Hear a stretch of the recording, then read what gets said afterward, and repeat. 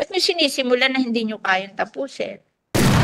At magkano binigay nyo sa mga tao at magkano yung ginasta nyo para sa sarili nyo? Nagawa. Kaysa kadami-daming project, puro simula. Yes, ma'am. May matatag. Wala namang mangyayari dyan. Ano ba mga kotong? Hindi ko makala 100%. Madam Chair. Ako pino-question, Pero 2018, 2018 daw kasi. 5%. Yung nirelease na Paano mo na sinabi na gano'n? 2018, Ito, 2018 to 2025, Madam Chair. Madam Chair. Ako, sinusuma ko lang. 2018 yung project. Ang accomplishment mo, 10%, meron pang 1%, may 6%, 2018, may 4%, may 1.9%. Ano ba yan? Bakit pa in-identify yan? Madam Chair, yung table. May kasalanan, DBM o kayo? Madam Chair, yung po palang table na tinitignan ninyo, apologies po, hindi ko po kasi nakita yung table. Yan po kasi yung listahan ng kanilang mga projects. Yung nakikita po ninyo is the implementation period. Meron po siya nakalagay na total estimated project cost, implementation period, tas date of start, tas yung allotment released. Ang nangyayari po dyan, while na-compute na po nila yung total estimated cost ng project, nailagay na po nila yung implementation period. Ang nangyayari po, yung kanilang annual Allotment release is 444. Tapos, obligation incurred is 422. That's 1/3. But ang accomplishment, 10%. Kasi nga po, multi-year po yung implementation. Miskin na, 5 years, 10%. Kung multi-year, kung 5 years, kung 100 million, di dapat may 50% accomplishment na. 10%, kung ikaw after 5 years, 10% lang ang magagawa mo, ba't mo pa ginawa? Sinayang mo lang yung pera, wala namang Madam Chair, meron po akong solusyon na sinasabi sa kanila. Tulad nito, 2018. May process. 6%. Kasi ang gusto ko mangyari. 5 years. May solusyon po ako dyan para mapabilis ang accomplishment natin. Kasi, Kung halimbawa, hindi nyo kaya na kayong bigyan doon, bakit mo pa in-identify? Mas maganda, konti na lang ang project, pero natapos after 5 years. Kasi kawawa naman yung beneficiary. ma'am, kaya natin. Kaya lang po ang sinasabi kasi nila, ganito po yan. Ang sinasabi nila sa amin lagi, kasi pag mag-release sila, for example, 1 billion yung project, ang release is 100 million. Ang pwede lang daw nilang bayaran is 100 million. Ang sinasabi ko po, teka muna ako, kasi may CBI yan ng buo. Kaya ang Na 100 million lang yung 1 billion. Pero after 5 years, dapat tapos mo na kalahati. ma'am, kaso nga, tigwa 100 million ang release. So, talagang abutin ng 10 million yun. Pero 100 million o 5 years, di 500 million, kalahati ng project, tapos may 10% ka at 6% ka. Meron po akong solusyon na mas mabilis. Yun po yung i-work out namin ngayon, ma'am. Ang sabi ko sa kanila, ganito po. Kung matapos namin yung 100 million at ma-obligate namin, siyempre naka-CBI po yan. Meron kaming mga other funds, ma'am .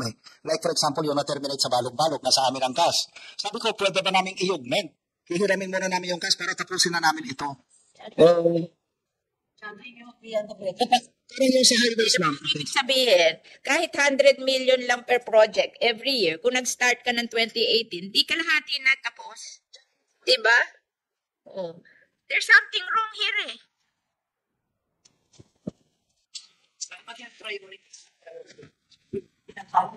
Sige, ma'am, tignan ko po yung mga Wrong here. yung mga full bidding na po, ipapabid po natin and I will make sure na yung releases po ay ma-accomplish kagad po. Ma-accomplish within yung sa limit ng releases.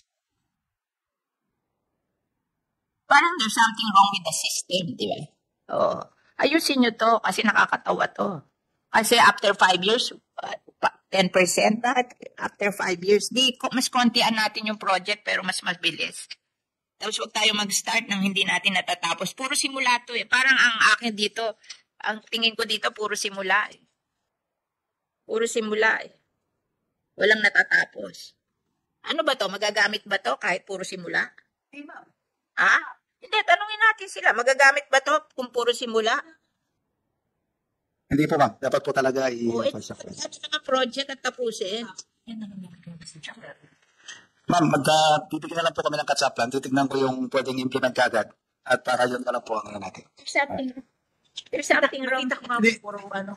Puro simula to eh. Walang natatapos eh. Bakit gusto niyo yung puro simula? Hindi ba kahit mas konti ang project pero tapos? Kesa puro simula. What will we profit from puro simula?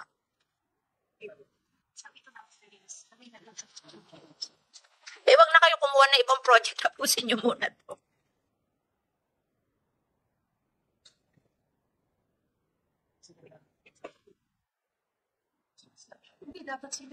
Ang ginawa nilang presentation dito, kaya gusto ko nga i-correct eh. Sinimulan nila yung start ng project, yung time na ginagawa nila yung plan. Kasi pag ano yan, gagawin mo yung plan, may EPIC yan, merong environmental compliance, tapos saka mo ipapabid.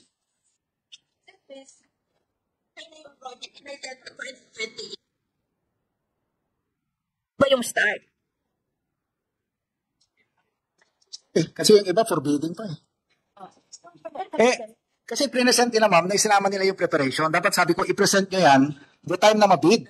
Hindi yung preparation. Kaya mali po yung presentation nila. Okay ma'am, pagpapakuha na pa namin. Mali.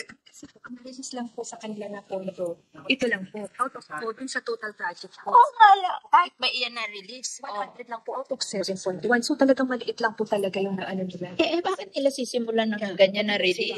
Ano bang katangahan niya? Dapat po nga, dapat ang tanong sa Ba't pa nila sinimulan? Di bang nila simulan?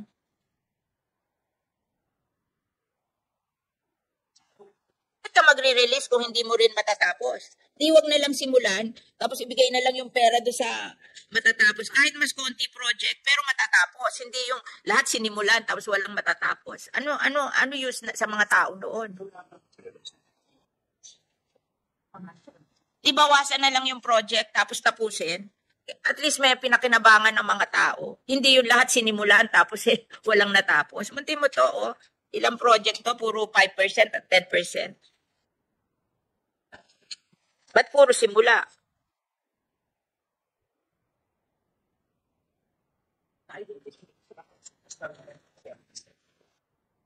Ayun ako nakakita ng ganyan. Di ba tayo, pag hindi natin matatapos, hindi na natin sisimulan. Tama ngayon. Tama yun. Bakit? Ano? Ang lang wishlist na lahat.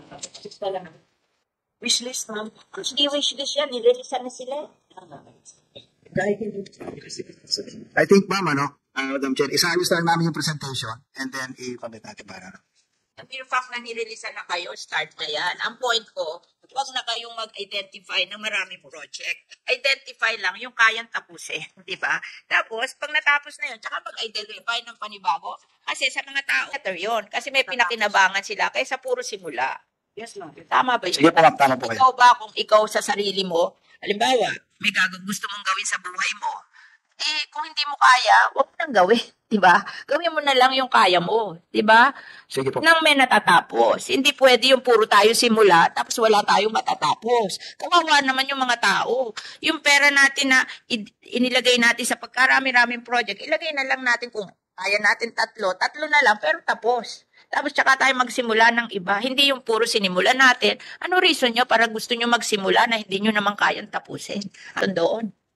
Why are you doing that? Yung mga old-timers sa NIA, bakit nyo ginagawa yun? I-explain nyo nga sa akin. Ano reason nyo doon? Ha? Ba't nyo sinisimula na hindi nyo kayang tapusin? Ang ginagawa kasi nila,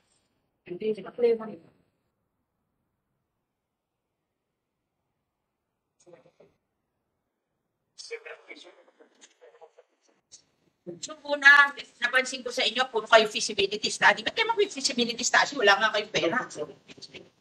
Gawin nyo na lang. Yung pala, ganito rin kayo. Katakot-takot ang project, walang natatapos, puro 10%. Ano ba yan? Lukuhan ba yan? Puro salita lang yan. Walang ginagawa. Kaya pala ganito agriculture natin. Pinaka-brand function. Nakita mo ba yung listahan nila na ang dami-dami din ng project? Puro 10%? Bakit tayo gagawa ng tigti 10% na project? Di, kahit kontian natin ang project, pero matapos natin, di ba? Ano ba yung policy nyo dito? Sabi, hindi nyo daw sila nire-releasean.